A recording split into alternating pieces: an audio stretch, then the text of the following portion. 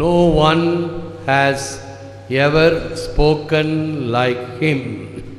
யோவான் 7:46. அவரை போல எவரும் என்றுமே பேசியதில்லை. இது கிறிஸ்து வழங்கும் வாழ்வு தரும் நற்செய்தி. கிறிஸ்துவே உமக்கு புகழ்.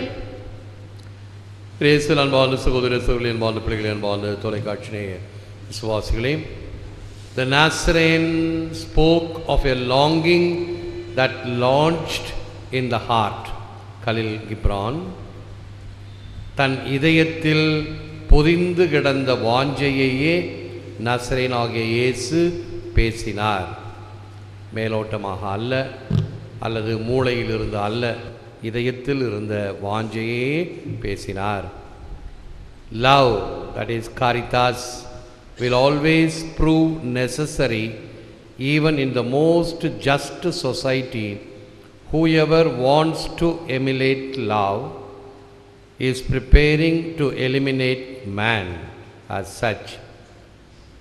Pope Benedict XVI, நம்முடைய முன்னாள் போப்பாண்டவர், நீதி நியாயம் கொண்ட சமுதாயத்தின் மத்தியிலும் அன்பு எப்பொழுதும் தேவை. அன்பை ஒழிக்க விரும்புதல் மனிதனையே அழிப்பதற்கு சமம். ஒரு அராபிய மொழி கூற்று, who knows not that he knows not, he is a fool, shun him.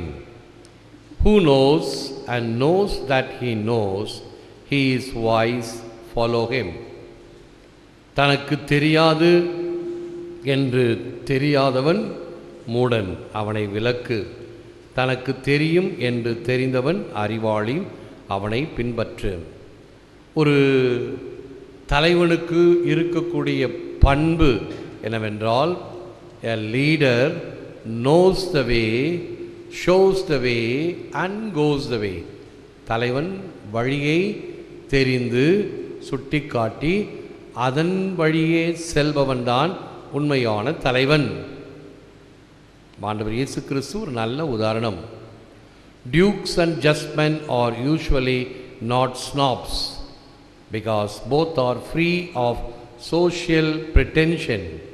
It is the people in the middle who become snobs. பிரபுக்களும் கூலி வேலை செய்பவர்களும் ஜாதி வெறியர்கள் அல்ல. அவர்களிடம் சமூக போலித்தனமும் இல்லை. இடைப்பட்ட மக்கள்தான் ஜாதி அகந்தை கொண்டவர். அவர்கள் பிற மக்களை தன் விருப்பத்திற்கு பகடைக்காயாக பயன்படுத்துகின்றனர். இப்பொழுது தேர்தல் காலம். ஆகவே பல வகையான காட்சிகளை நாம் பார்க்கிறோம் அரங்கேற்றப்படுவதை. அவைகளின் பின்னால் இருக்கக்கூடிய சதித்திட்டங்கள், பல வகையான சந்தர்ப்பவாதத்தினால் ஏற்படக்கூடிய கூட்டணிகளும், இவ்வாறெல்லாம் இருக்கின்ற உலகத்தில் நாம் வாழ்கிறோம். ஜாதி, சமயம், மொழி, இனம் இவைகளினால் பிரித்தாளப்படும் சமுதாயமாக இருப்பதை பார்க்கிறோம். Snobs are forever trying to climb over other people, and what propels them forward is that there are always more people to be climbed over. பிறரை விட நான் மேலே செல்ல வேண்டும், பிறரை விட நான் வெற்றி பெற வேண்டும் என்கின்ற வகையில் ஏதாவது செய்து இந்த அரங்கத்திலே வெற்றியை பெற வேண்டும் என்பதுதான் இருக்கின்ற தலைவர்களின் நோக்கமாக இருக்கிறதே தவிர, மக்களின் நன்மை என்பது வெகு தூரத்தில் உள்ளது. நாசமின்றி நம்மை நிதம் காப்பார், நம் அகந்தையை நாம் கொன்றுவிட்டால். பாரதியாருடைய வார்த்தைகள்.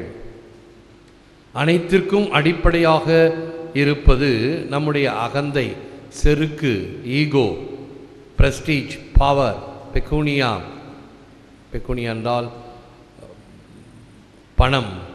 இவ்வாறு இருக்கக்கூடியவைகள் நம்மை ஆட்சி செய்யும் பொழுது நிச்சயமாக கடவுளுடைய அருளை அடைய முடியாது. Do not judge you will not be judged. மத்தேயு 7:1. தீர்ப்பிடாதீர்கள், நீங்களும் தீர்ப்பிடப்பட மாட்டீர்கள். 6 முக்கியமான வார்த்தைகள், important words. 6 words, I admit that I was wrong. 5 words, you did a great job. 4 words, what do you think? 3 words, could you please? 2 words, thank you.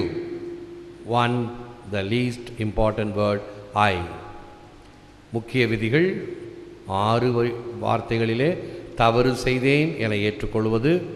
5, நீ நல்ல செயல் ஆற்றினாய் என்று பிறரை பாராட்டுவது. 4, நீங்கள் என்ன நினைக்கிறீர்கள் என்று பிறருடைய எண்ணங்களையும் கேட்பது.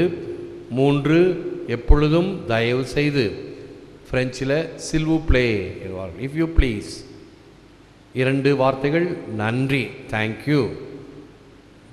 ஒரே ஒரு வார்த்தை, ஆனால் அதைத்தான் நாம் அதிகமாக கடைபிடிக்கிறோம், நான் என்ற இருமாப்பு கலந்த வார்த்தை. இத்தகைய அடிப்படையில் ஆண்டவர் இயேசுவின் வார்த்தைகள் எப்பொழுதும் வாழ்வு தரும் வார்த்தைகளாக இருந்தது என்பதை உணர்ந்து செபிப்போம். முழந்தால் இருப்போம். Lord Jesus, free us from the darkness of error, guide us in your gentle mercy, for left to ourselves we cannot do your will. ஆண்டவராகிய இயேசுவே, பாவ இருளிலிருந்து எங்களை விடுவித்தருளும்.